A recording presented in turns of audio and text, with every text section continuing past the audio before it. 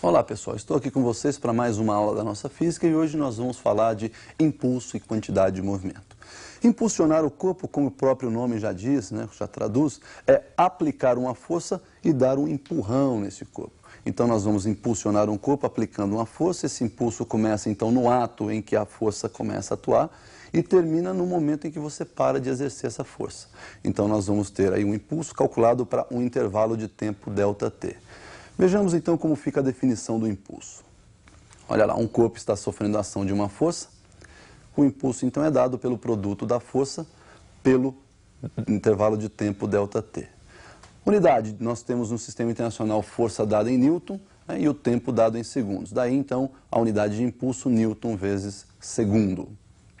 Bom, então como nós vimos, a definição ela é válida para uma força constante. Se a força for variável, nós temos outros modos para calcular. Nós vamos usar o conceito de força média ou o método gráfico. Então vamos observar o método gráfico e esse conceito de força média. Então pela força média nós temos aí que o módulo do impulso é igual ao módulo da força média multiplicada pelo ΔT. Já pelo método gráfico nós vamos utilizar o gráfico da força em função do tempo. Essa força é a força, vou considerar aí como sendo constante para somente definirmos o método gráfico. E observem que entre os instantes T1 e T2, essa força está atuando com a mesma intensidade. Então nós vamos multiplicar aí esse ΔT, T2 menos T1, pela força que está atuando. E pelo gráfico você percebe que esse produto ΔT vezes F nos dá um cálculo numericamente igual à área dessa figura que está achurada aí. Daí então o impulso numericamente igual à área. Bom, então nós vimos aí duas outras formas para calcular o impulso quando a força é variável. Perceba que esse impulso ele é diretamente proporcional à força e diretamente proporcional ao tempo. Como o tempo é uma grandeza escalar e força é uma grandeza vetorial, nós temos que o impulso e a força vão ter a mesma direção e o mesmo sentido. E, portanto, uma outra observação de extrema importância é que se nós temos o impulso calculado no intervalo de tempo ΔT, isso significa que esse impulso não é uma grandeza instantânea, e sim uma grandeza média.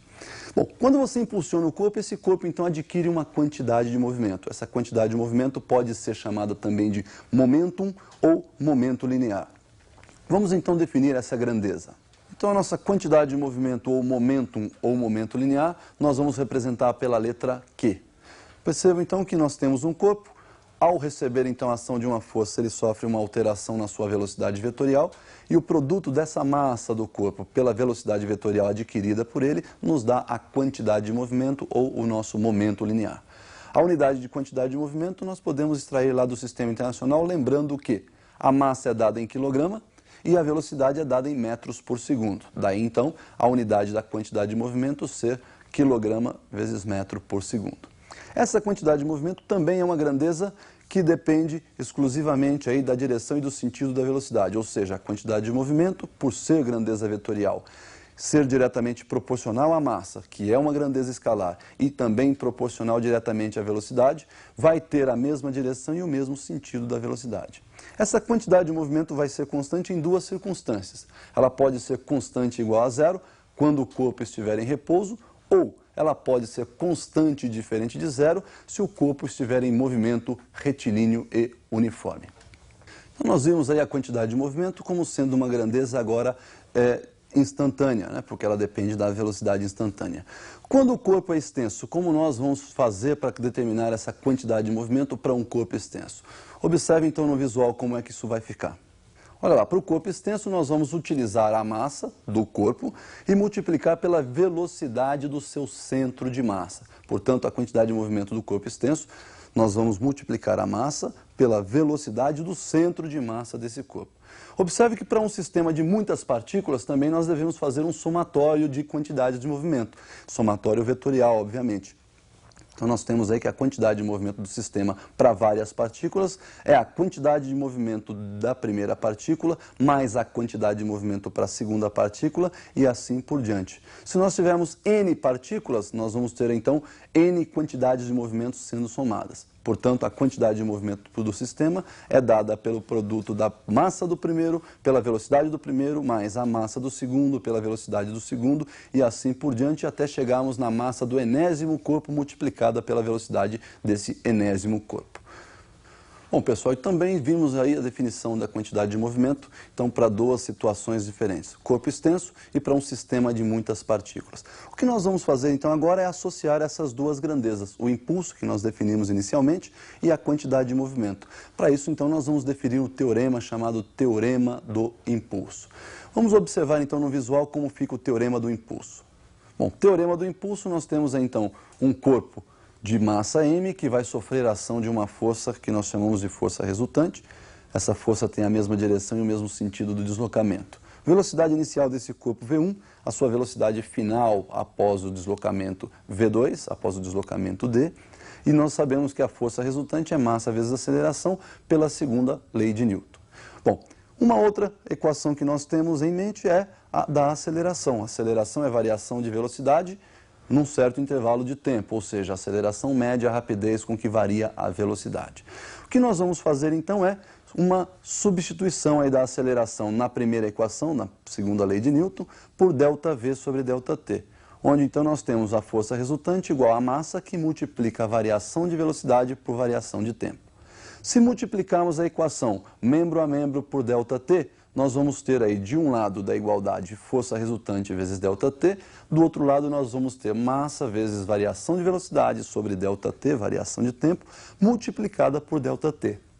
Simplificando então o segundo membro da equação, ΔT multiplicando e ΔT dividindo, nós temos que a força resultante vezes ΔT, que é o próprio impulso, igual a massa vezes a variação da velocidade.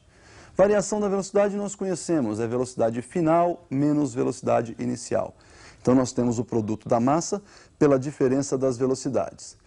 Bom, m vezes V2 menos V1, fazendo a propriedade distributiva, nós temos aí que o impulso é igual a m vezes V2, massa vezes a velocidade final, menos a massa vezes a velocidade inicial. Pessoal, massa vezes velocidade nós já sabemos do que se trata. Massa vezes velocidade é quantidade de movimento.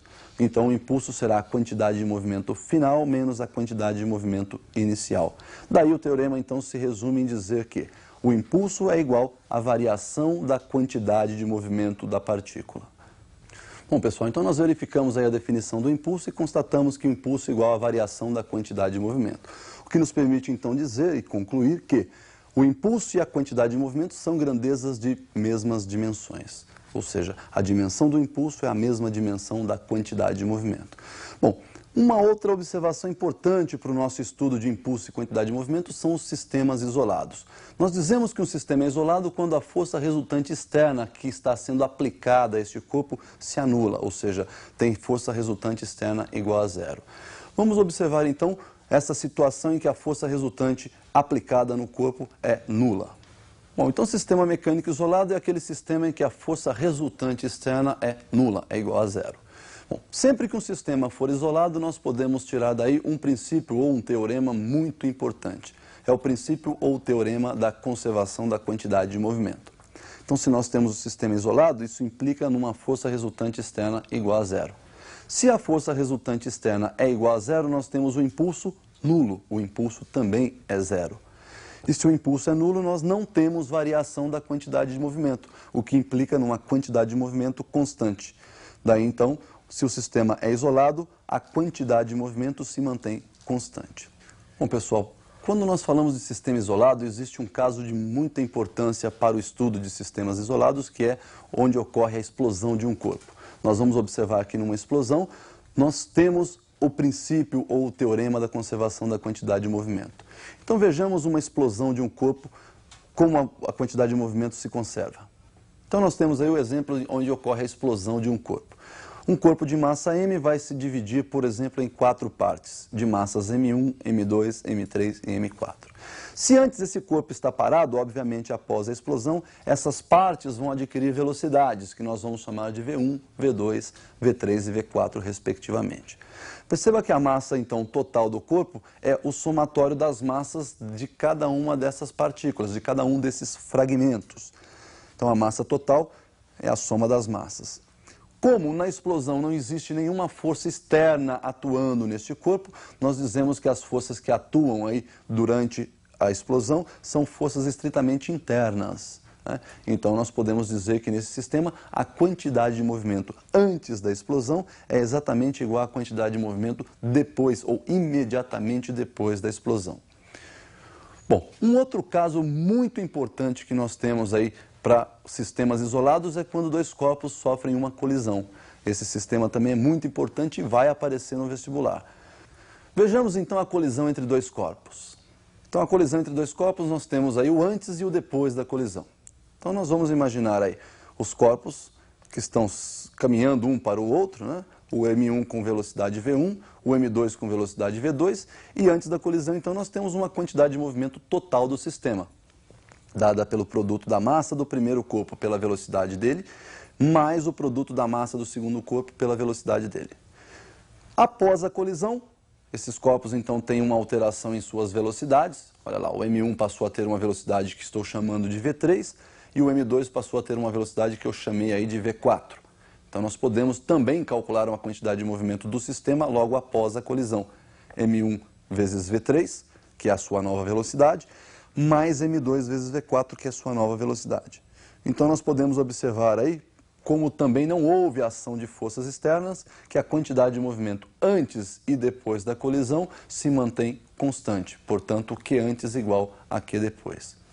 Bom, pessoal, essas aplicações de impulso e quantidade de movimento são extremamente importantes e vão aparecer nos vestibulares. Então, o ideal é que você faça muitos exercícios praticando o impulso, praticando a quantidade de movimento, o teorema do impulso, para que você se dê bem lá na frente nas suas provas. Por hoje, o que nós tínhamos para ver, então, era esse assunto. Espero que você tenha gostado. Até a nossa próxima aula.